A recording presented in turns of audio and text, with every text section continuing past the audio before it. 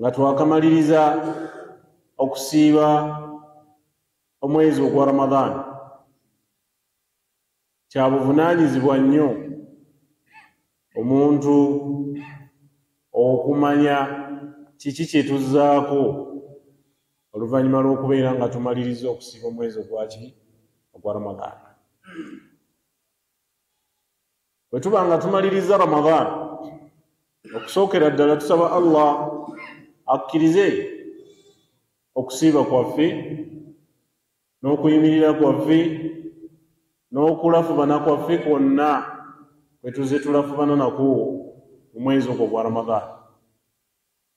Naye naffe ffennyini waliwo obubonero bwe tusobola okulaba ne tumanya nti Allah subhanahu wa ta'ala akkiriza emirimu gye tukoze mu Ramadan, oba emirimu gye tukoze mu Ramadan Allah subhanahu wa ta'ala tagikiriza. Ffe ffennyini tusobola okwemaakinga ne twewa ne max, naye akabonero ak'enkukunala akasookerwako ye neeyisa yaffe nga tumaliriza omwezi ogwa Ramadan. How are we going to behave after we have completed fasting the holy month of Ramadan? Kubanga tukakasa bulungi bwe tubadde tusiiba omwezi ogwa Ramadan, eswala ne weebanga ebadde ya asiri, abantu abasaalidde mu muzikiti guno mu jama gye tusadde kati si be bamu n'ababadde bagisaaliramu mu mwezi ogwa Ramadan, si kyekyo? Now akakabonero kankukunala akakulaga nti waliyo abantu abatannategeera Allah subhanahu wa ta'ala ng'era bo bamusinzaako mu biseera eby'enjawulo, era nga omuntu yenna asalawo okusinza Allah mu biseera ebyo eby'enjawulo bwe biba biwedde n'alinda ate bidde alyoka addemu asinze Allah, akamu ku bubonero bujja okulaga nti emirimu gy'akoze Allah subhanahu wa ta'ala ayinza okutagikkiriza.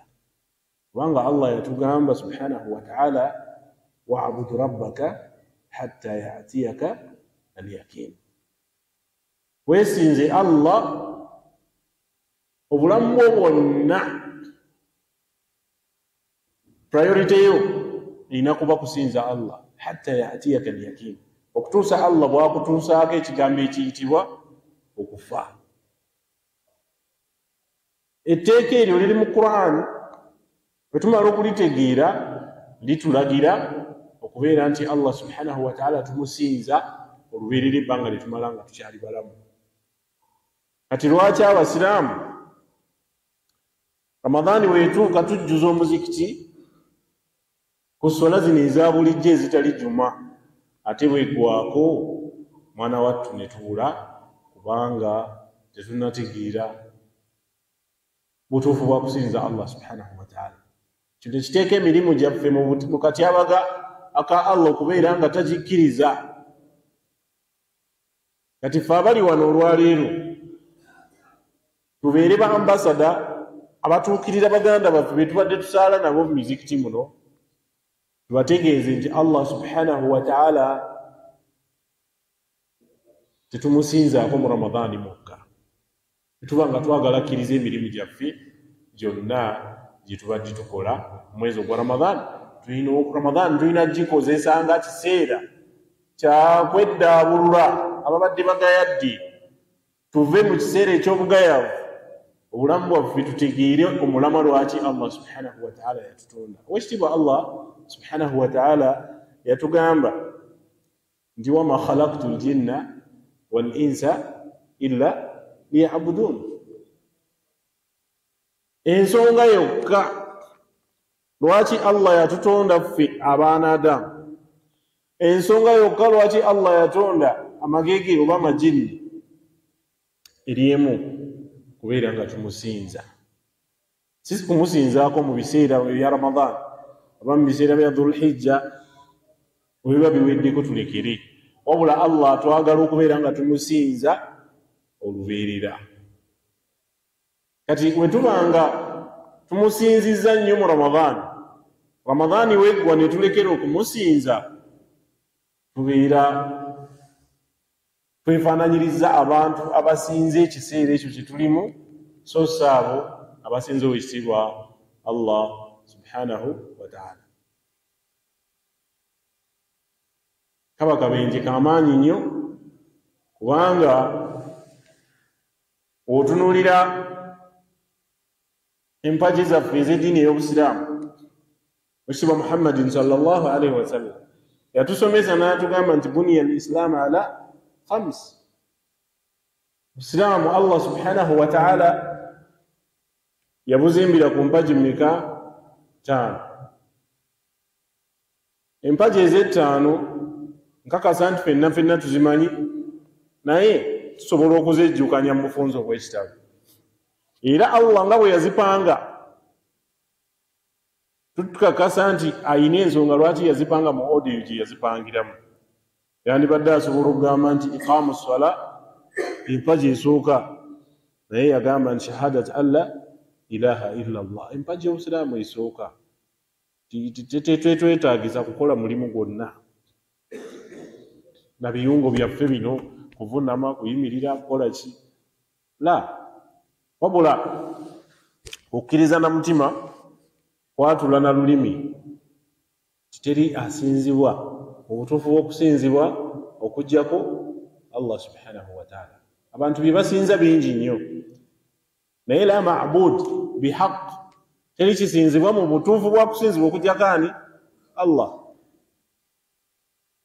Kati omala okukikkiriza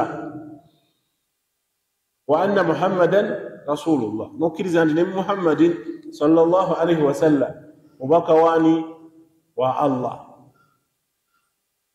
tetujja kugamba nti Obusiraamu omusajja amaze okweyingira kiwedde.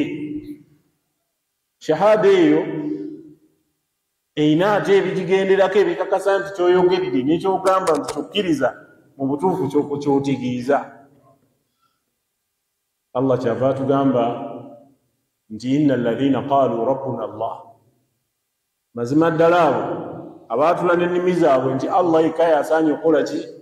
Okusinzibwa, ne Muhammadin sallallahu alaihi wasallam muddu ate kiki? Mubaka we. Thumma istaqaamu, bamala okwatula ne tulaba nti baatudde shahada, thumma istaqaamu, bamaliriza okubyatula ne babinywererako. Kati banywererako batya? Nga bakola, nga bassa amateeka ga Allah mu nkola. Allah subhanahu wa ta'ala womala okugamba nti la ilaha illa Allah Muhammad rasulullah, kati ekikakasa byogedde nti bituufu. Iqaamu ssala, kuyimirizaawo ki? Salah. That is why the first pillar of Islam yeyo la ilaha illa Allah Muhammadun rasulullah. Empagi teriimu mulimu gwonna okuggyako okukwatula n'okukkiriza n'omutima gwo. Naye omala okwatula, akati empagi ey'okubiri n'empagi endala eziddako we ziyingirirawo, bakugamba nti omala okugamba nti tashhad an la ilaha illa Allah, okakasa nti Allah yekka y'asaanye okusinzibwa, obutuufu bw'okusinzibwa, okakasa nti Muhammadin sallallahu alaihi wasallam muddu wa Allah era mubaka we, iqaamu salah, oteekeddwa okuyimirizaawo ki? Esswala. Itaa'u zaka, ayina obusobozi omuwa zaka, oteekeddwa okukola ki? Okuwa zaka. Sawmu Ramadan, okusiiba omwezi gwaki? Wa Ramadan, bwe guba nga gukoze eki? Nga gutuuse. Singa oba nga gukusanze ng'oli mulamu, nga tolina nsonga yonna ekuziyiza kubeera ng'osiiba, toli mu safaari, toli mulwadde.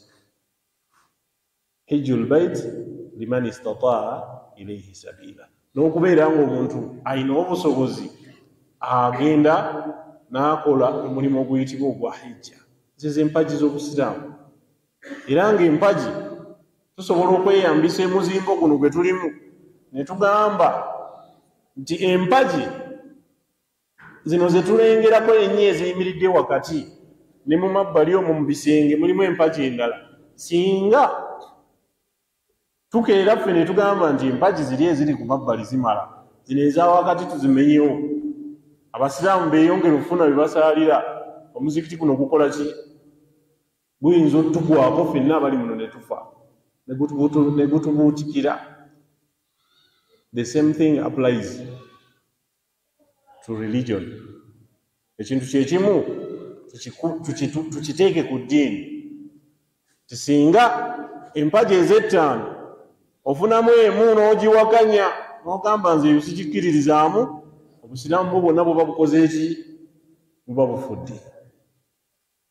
Kati lwaki empagi y'obusiiba weba etuuse tugikuliriza nnyo ate nga si kibi kugikuliriza kirungi naye ekikifuula ekibi kubeera nti yo weetuuka tugiwa obudde bungi nnyo ne tukola emirimu mingi nnyo ate okusiiba we kuggwa mwana wattu byonna ne tubivaako eswala ne tuzivaako okusiiba ne tukuvaako abalina obusobozi okuwa zaka ne bagaana abasobola okukola umura ne hijja nabo ne bagaana. Kakati abamanyi abatusingako ne bagamba nti inna lilkabul alamat wa inna lilkhasara amarat wa inna min alamat kabul alama يعني من علامات قبول الحسنة فعل الحسن بعده. nti Allah ng'akkiriza omulimu gw'omuntu yenna wabaawo obubonero obukola ki obulaga nti Allah agukkiriza ate era Allah waba agaanye omulimu gw'omuntu yenna n'agumuddiza era nawo wabaawo obubonero obukola ki obulaga. Kati mu bumu ku bubonero obulaga nti Allah akkiriza emirimu gye tukoze mu mwezi ogwa Ramadaan kubanga okusiiba Ramadaan mulimu mulungi era Allah ye yagutulagira. Kati ekiraga nti Allah akkiriza bye tukoze mu Ramadaan kubeera nga Ramadaan weggwako tugenda mu maaso n'okukola emirimu emirungi. Kati oyo yenna amaliriza okusiba omwezi ogwa Ramadaan n'asigala ng'awulira mu mutima gwe nga gukyalwana gukyayinamu obwagazi eri okukola emirimu emirungi Allah gy'ayagala, ako kayinza okuba oba ako kabonero akakukakasa nti Allah subhanahu wa ta'ala akkiriza byokulembeza. Kubanga obwekitiibwa Muhammadin sallallahu alaihi wasallam mu bimu ku bye yatulagira okuba nti buli lwokola ekirungi ate lwana nnyo okulaba ng'okigobereza kirungi. Ate era Allah ne baba kugezesezza n'okola ekikyamu ate era lwana nnyo okulaba ng'ekikyamu ekyo ate okigobereza ki kirungi. Kati ate akabonero akalaga nti Allah omulimu gw'okoze tagukkiriza kubeera nga womaze okugukola ate okugobererezaako mirimu mikyamu. Kakati baganda baffe bangi nnyo ne bannyinaffe be tubadde tusaala nabo mu mwezi gwa Ramadaan nga saawa eno tebakyasaala. Abakyala bangi nnyo nga babadde Ramadaan we yali tennatuuka ng'oyinza oba tomumanyi oyinza okugamba nti si mukyala musiraamu. Ramadaan weetandika ne weekanga n'omubuuza nti bulijjo oli musiraamu olw'ebikolwa ebimulabikako okuviira ddala ku nnyambala ye. Kati ate Ramadaan we yawedde ate mwana wattu ate n'oddamu n'omusisinkana ng'azzeeyo mu kifaananyi kye kiri. Kati oyo aliko akabonero ak'enkukunala akalaga nti ne byakoze byonna mu mwezi gwa Ramadhan Allah subhanahu wa ta'ala tabikkiriza kubanga wamaze obikola amaliriza nga abyonoonye. Sufyan bin Abdullah Thaqafi yali sahaba agenda omubaka Muhammadi sallallahu alaihi wasallam n'amugamba tiwekitiibwa Muhammadin sallallahu alaihi wasallam nkusaba ombuulireyo ekigambo mu Busiraamu nga singa oba okimbuulidde sijja kwetaaga kuddamu kubuuza mumanyi yenna ku nsonga zikwatagana ku ki Busiraamu. Oweekitiibwa Muhammadin sallallahu alaihi wasallam twandirowoozezza tiyandiyogedde ebigambo bingi nnyo n'amugamba togattanga kwa Allah, yitiriza nnyo okusaala, siiba nnyo, saddaaka nnyo, kola bwoti, yunga oluganda, kola kino, kola kiri. Naye Nabi Muhammadin sallallahu alaihi wasallam yamugamba nti kul ya Sufyan, owange Sufyan, gamba ebigambo bino wammanga ti kul amantu billah. Yogera yatula n'olulimi lwo ogambe nti nzikiriza Allah subhanahu wa ta'ala, thumma istaqim.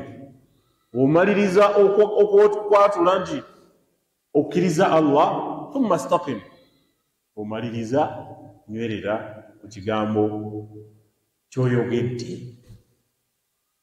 Kati awo tulina okutegeera omuntu bw'oyogera nti nzikiriza Allah kyekimu n'okugamba nti la ilaha illa Allah Muhammadun Rasulullah. Naye bw'omala okukyatula olina okutegeera ki ekikubanjibwa oluvannyuma lw'okukyatula, olina okumanya kiki kikwetaagisa. Otegeere nti Obusiraamu bulina empagi 5 nga bwe tuzoogedde. Omala okuzimanya otegeere nti olina okuzissa mu nkola. Otegeere nti Obusiraamu bulagira kino, Obusiraamu bugaana kino, Obusiraamu bugamba kino, Obusiraamu bugamba bwe buti. Ye aya gye tusomye ng'Oweekitiibwa Allah subhanahu wa ta'ala atugamba inna alladhina qalu rabbuna Allah, mazima ddala abo abaatula ne bagamba nti mulezi waffe yani ye Allah, tebakoma kwatula bwatuzi thumma istaqaamu, bamaliriza okugamba nti mulezi waffe ye Allah bakinywererako. Tatanazzalu alaihim almalaika, ebiseera byabwe ebyokuva mu nsi biba bituuse, Allah basindikira zimalayika ezirabika obulungi ezijjidde mu kifaananyi ekirungi, alla takhaafu wala tahzan, nga zibagamba nti temweraliikirira kigambo okufa, totya kufa. Obanga okimanyi nti owangadde nga oli mukkiriza tewali nsonga ekuleetera kutya kufa. Wala tahzanu, tonakuwala olw'okubanga ova mu bulamu bw'ensi, kubanga tewali kikunakuwaza obulamu bw'ogendamu bwe businga obwaki obw'ensi. Wa abshiru biljanna, nezikugamba titukuyozaayoza n'amawulire agasinga okuba amalungi nti ogenda mu jjana ya Allah subhanahu wa ta'ala. Wa abshiru biljannati allati kuntum tu'adun, tukuyozaayoza n'amawulire ag'okubeera nti ogenda mu jjana ya Allah subhanahu wa ta'ala gye babadde bakusomeranga ku bituuti, gye babadde bakusomeranga mu mizikiti nga bakugamba nti wali ejjana. Togirabangako naye ng'okkiriza nti inna Allaha la yukhlifu al-mi'ad, mazima ddala Allah tayawukana ku ki ku ndagaano ye. Kakasa nti jjana ekola ki gyeri. So kyetwagaddemu inna alladhina qalu rabbuna Allah thumma istaqaamu, abo abakkiriza nti Allah mulezi waffe yani ye Allah, ne bamala okukikkiriza al istiqaama thumma istaqaamu, ne bakinywererako. Okukinywererako kwe kukola Allah byayagala, kwe kweziyizaako byonna Allah byatayagala. Ebiseera byonna eby'obulamu bwaffe kyava atugambye Allah nti wa'budu llaha hatta ya'tiyaka al-yaqiin. Fe abakkiriza nti Allah ali omu mu bwannamunigina, tulina kumusinza ate ne tuba nga tukimanyina bulungi mu bwannamunigina bwe teyatutonda lwa nsonga yonna okujjako okubeera nga tukola ki nga tumusinza. Kati kiki ekiddako? waabudu rabbaka hatta yatiyaka alyaqin. Musinze Allah, tusinze Allah okutuusa Allah ye mwennyini lwanaasalawo okubeera nga atujja mu bulamu obw'ensi. Kabonero kabi nnyo omuntu okuva mu mwezi ogwa Ramadhan ng'abadde azuukuka ekiro bwe guggwako n'ataddamu kuzuukuka kiro wadde omulundi ogwo. Kabonero kabi nnyo omuntu abadde aliisa ennyo abantu mu Ramadhan weggwako n'ataddamu kuliisa muntu wadde omu ate ng'obusobozi abulina. Kabonero kabi nnyo omuntu abadde asaala eswala 5 mu jama mu mwezi ogwa Ramadhan, omwezi gwa Ramadhan weguggwako ebyeswala n'abeera ng'abivuddeko era n'alindirira balangirire omwezi ogwa Ramadhan omulala alyoke abeere ng'adda mu muzikiti. Tetumanyi ddi Allah subhanahu wa ta'ala lwagenda kutujja mu bulamu bwansi.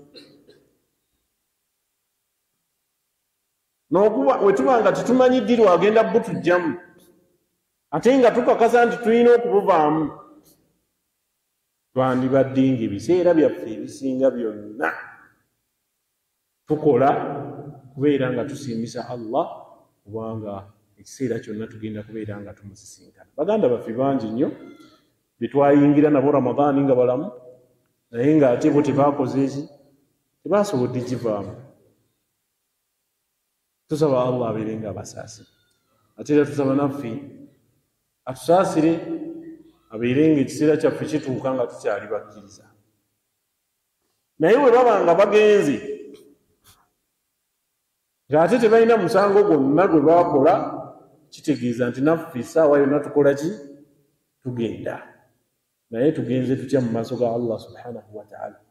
Tunaamutuuka mu maaso ge ne tumugamba nti Allah ffe twali tusoma nnyo Qur'ani mu Ramadhan we yaggwa ne tugivaako. Ti Allah ffe twasaalanga nnyo mu Ramadhan we yaggwa ne tukivaako. Ebigambo ebyo tebijja kutuyamba mu maaso g'ekitiibwa Allah subhanahu wa ta'ala. Kati kye tulina okukola kubeera nga tunywera nga Allah bw'atugambye n'owekitiibwa Muhammadi sallallahu alaihi wasallam. Bonna batugambye imaani billah wal istiqama ala al iman, kukkiririza mu Allah. Bwe tumala okukkiririza mu Allah ate tunywerere ku kigambo ky'obukkiriza ekyo kye tukoze eki kye twatudde. Owekitiibwa Muhammadi sallallahu alaihi wasallam bwe balangirira nti avudde okumanyanga ekigambo kyayitirira ne ku basahaba, Umar ibn al-Khattab radiyallahu anhu yagamba nti bwe naddamu okuwulira ng'ayogera nti owekitiibwa Muhammadi sallallahu alaihi wasallam afudde, nja kumutemako ki? Omutwe gwe. Ate nga yali muntu wa kigambo, ate nga Allah yamuwa amaanyi, nga yamuwa n'okutiibwa ng'abantu bamutya. Era abasahaba bonna ne bakola Umaru kaayogedde ekyo tusirike, ne zireeta Abubakar Siddiq n'amala okukakasa nti kituufu Nabi Muhammadin sallallahu alaihi wasallam akoze eki? Afudde. Basahaba ne bamugamba naye Umaru atugambye okuddamu okwogera ku kigambo kya Nabbi nti akoze eki? Kyafudde. Kati ye Abubakar Siddiq radiyallahu anhu n'afuluma ebweru n'atuulira basahaba bonna salaamu, ne babeera nga baamuwa amatu n'abagamba nti man kaana ya'budu Muhammad, omuntu yenna akimanyi nti abadde asinza Muhammad fa inna Muhammadin kad maat, mazima ddala Muhammad akoze ki afudde. waman kana ya'budu Allah, naye yenna abadde akimanyi nti asinza Allah, fa inna Allah hayyun la yamut, mazima ddala Allah mulamu, talina ntandikwa, talina nkomerero, era terujja kukya lunaku bakugambe nti Allah yakoze eki yafudde. Ebigambo ebyo tusobola okubyewola mu mbeera gye tulimu kati, oluvannyuma lw'okubeera nga tumaliriza omwezi gwa Ramadan, netugamba nti man kana ya'budu Ramadan, omusiraamu yenna bw'aba akimanyi nti ibada z'abadde akola mu Ramadan abadde yeesinza mwezi gwa Ramadan, fa inna Ramadan kad intaha wa rahal, obutuufu Ramadan yawedde era yatulisiiwe, yagenze, tetugenda kuddamu kusiiba mwezi gwa Ramadan mpaka mwaka muki mulala. waman kana ya'budu Allah fa inna Allah hayyun la yamut, omuntu yenna abadde akola ibadati mu Ramadan ng'akimanyi kyazikola ku lwa Allah, era agisuubira kugijja mu maaso ga Allah, mazima ddala Allah subhanahu wa ta'ala hayyun la yamut, Allah subhanahu wa ta'ala mulamu era terulikya netugamba nti Allah taliiwo, tulekere okusinza. Kyava tugamba nti wa'budu rabbaka hatta ya'tiyaka al-yaqin, atulagira tumusinze okutuusa nga atuggyemu emitima gyaffe ne batulangirira nti tuvudde mu bulamu buno obwensi. Kati omuntu yenna abadde azikola ibadati mu Ramadan, kyekiddaku kubeera nga ibadati ezo tugenda mu maaso nazo. Okusiiba okw'obuwaze kwa mwezi gwa Ramadan gwokka, naye ate okusiiba kungi nnyo oluvannyuma lw'omwezi gwaki gwa Ramadan. Okumu ku kusiiba kwe tuyinza okwekwatako nga Ramadan ewedde kwe kusiiba ennaku 6 mu mwezi ogwaki gwa Shawwal, era nga bwe tulimu ssaawa eno, kubanga Oweekitiibwa Muhammadi sallallahu alaihi wasallam yatusomesa obukulu bw'okusiiba ennaku ezo 6, n'atugamba nti man saama Ramadan, omuntu yenna asiiba omwezi ogwa Ramadan n'agumalako, thumma atba'ahu 6 min Shawwal, waba amaliriza omwezi gwa Ramadan ogusiiba n'agugobereza okusiiba ennaku 6 mu Shawwal, kana kasiyamu dahar, afuna empiira za muntu asiibye eki mwaka mulamba. Naye ng'okusiiba okwo okwawukanako ne Ramadan ko si kwa buwaze, kwa kyeyagalire, naye empeera erimu nnene nnyo, kubanga ne batutemeratemera kijja kitya omuntu okufuna empeera z'omwaka omulamba. Tugendera ku formula nti alhasana, buli kirungi kyokola bi ashri amthaliha, Allah subhanahu wa ta'ala akubisaamu emirundi emeka 10.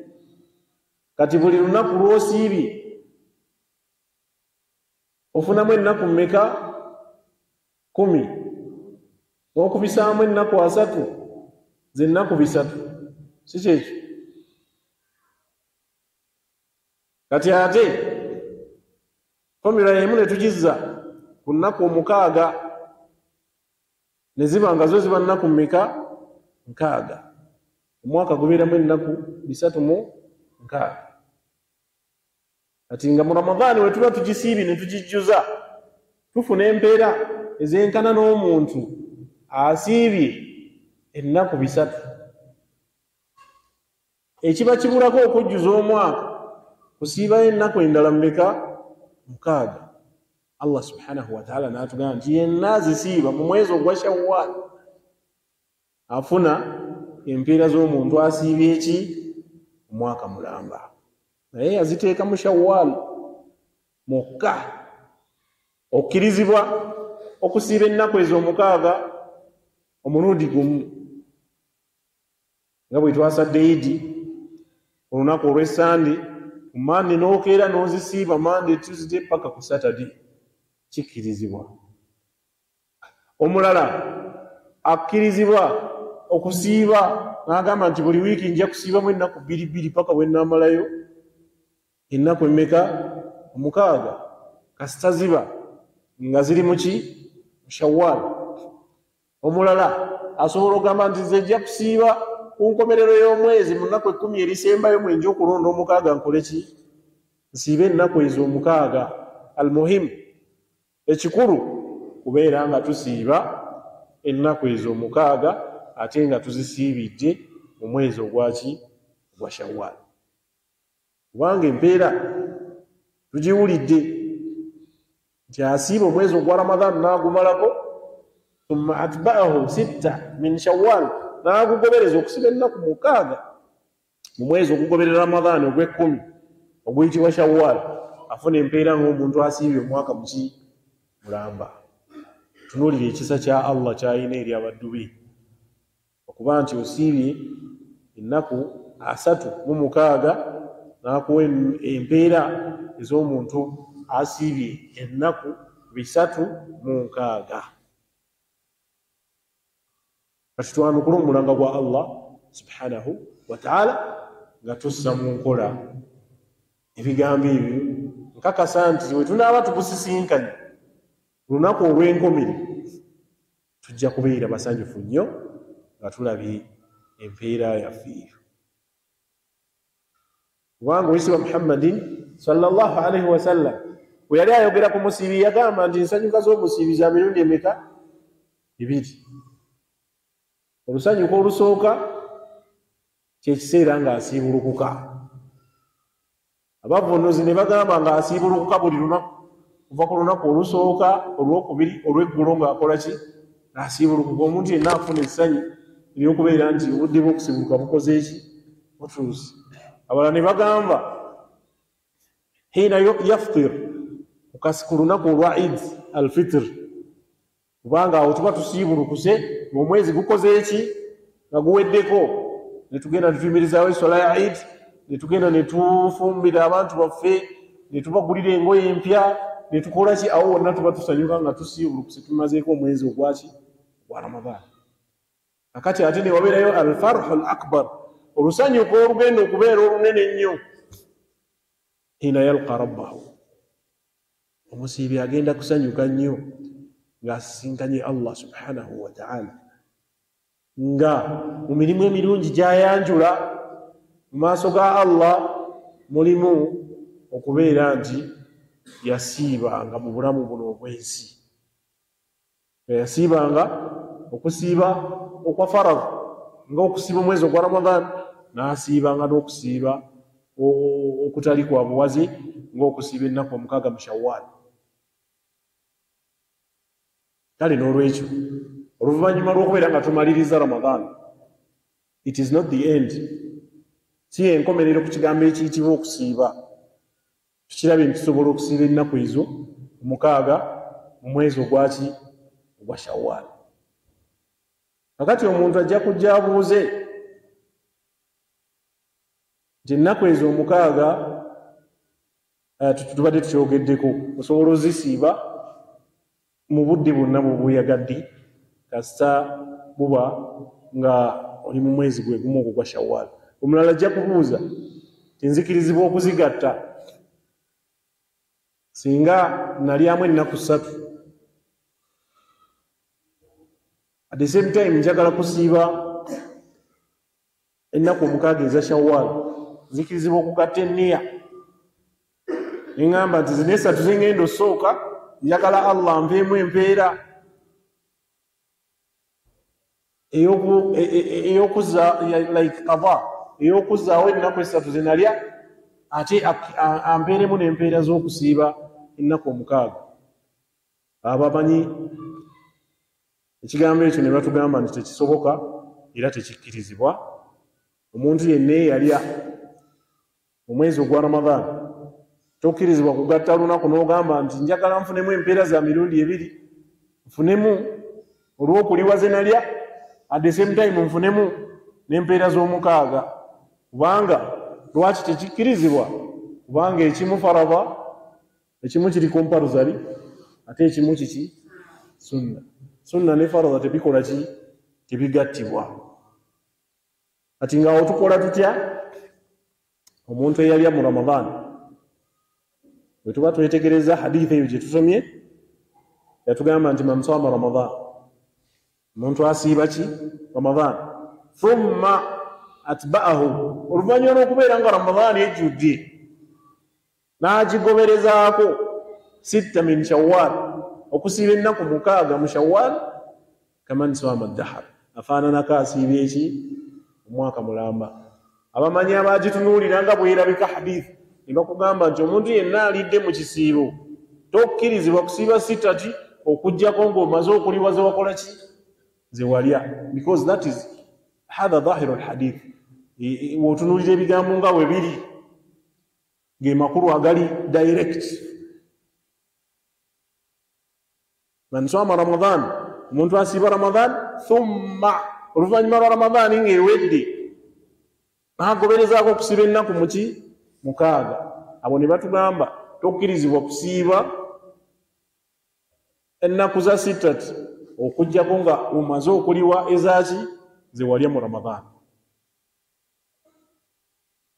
hatha qawl ne wabaawo ekigambo ekyo ne wajjayo abalala era nga abamanyi abasinga kino ekyokubiri kye beekwatako ne batugamba nti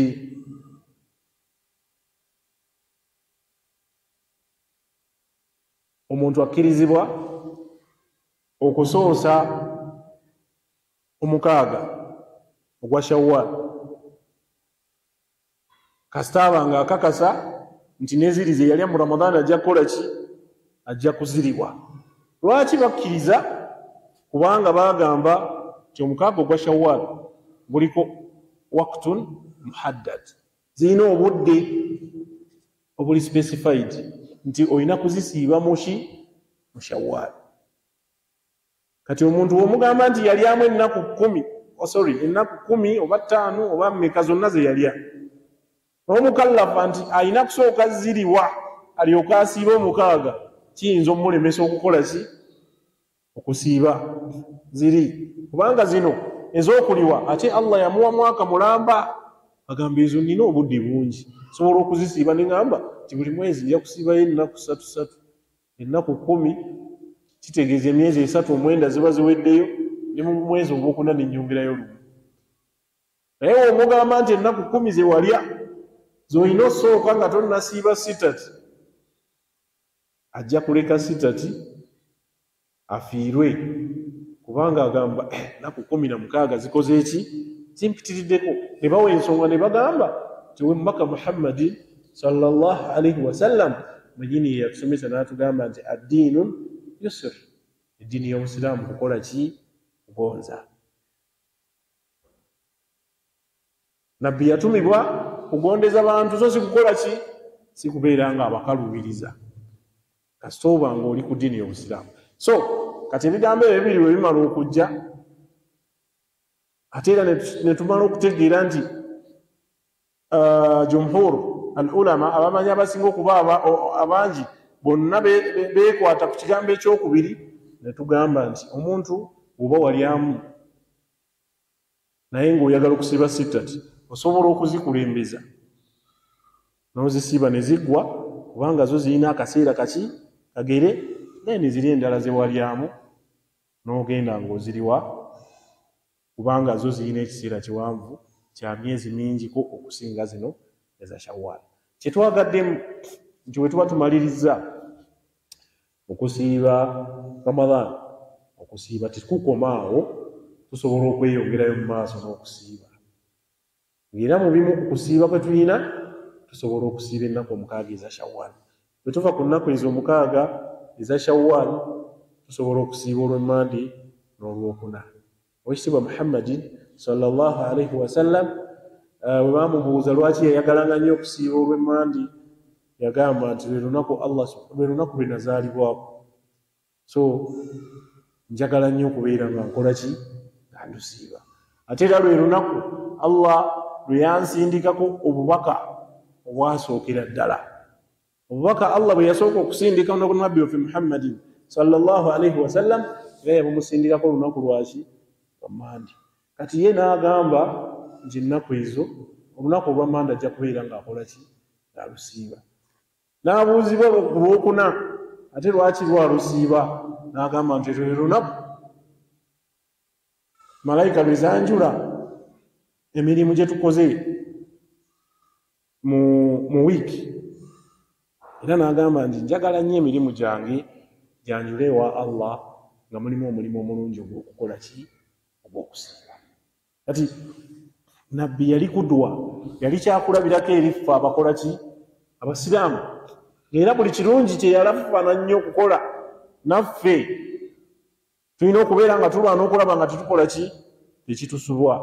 Wabula yali musaasizi nnyo ku ffe, kyova olaba nti si buli kintu kye yakola nti Allah yakifuula farada ku ffe, wabula ebimu yatuleka ffe bennyini tusalewo oba tubikola oba tetukola ki, tetubikola. Naye nga bwe tuba tubikoze empeera gye tufuna ebeera nnene nnyo. Okusiiba kungi nnyo, waliyo okusiiba olunaku olwa Arafa, waliyo okusiiba olunaku olwa Ashura n'ebirala bingi nnyo.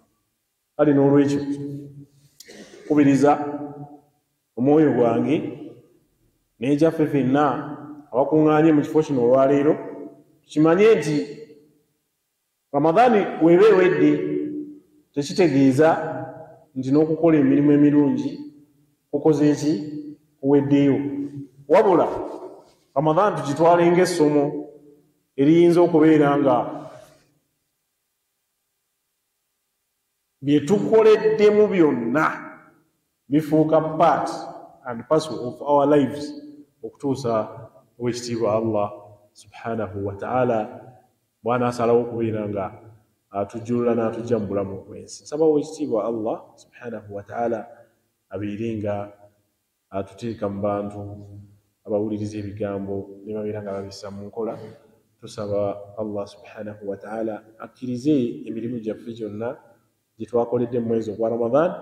Ate era tusaba Allah subhanahu wa ta'ala abeere nga atuwangaaza, atusisinkanyewo Ramadan nyingi nnyo mu maaso. Tusaba Allah subhanahu wa ta'ala asaasire bakadde baffe ne baganda baffe n'abasiraamu bonna Allah be yajjulula n'ajja mu bulamu bw'ensi. Tumusaba Allah basonyiwe byonna bye baasobya, ebirungi byonna bye baakola. Tusaba Allah bawe empeera enzijuvu. Tusaba Allah subhanahu wa ta'ala bawandikeko ennyumba ey'ejjana. Ate era tusaba Allah subhanahu wa ta'ala bakingirize ebibonerezo bya kaburi, abakingirize n'ebibonerezo eby'omuliro jahannam. Tusaba Oweekitiibwa Allah ffe abakyali abalamu olubeerera atuwangaaze nga tuli bakkiriza. Ate era tusaba Allah subhanahu wa ta'ala obulamu buno ng'akyabutuwadde atugabirire riziki ya halal, atukingirize haram. Tumusaba Allah subhanahu wa ta'ala atumalire ensonga zaffe zonna. Ate era tumusaba Allah bw'aba atuusizza ekiseera ekitujja mu bulamu obw'ensi, tumusaba Allah subhanahu wa ta'ala atujje mu nsi eno ng'atusiimye, atujje mu nsi eno ng'atuwandiise mu baddu be abalongoofu, atujje mu nsi eno ng'atuwandiise mu baddu be abagenda